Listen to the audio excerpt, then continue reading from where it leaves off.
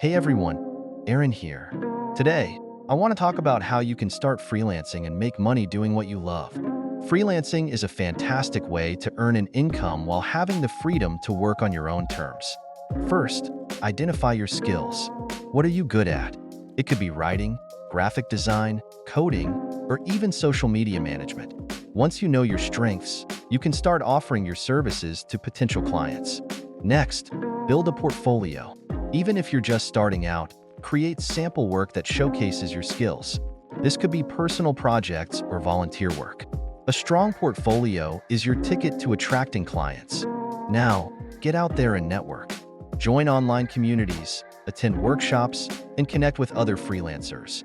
Networking can open doors to opportunities and collaborations. Don't forget to set your rates.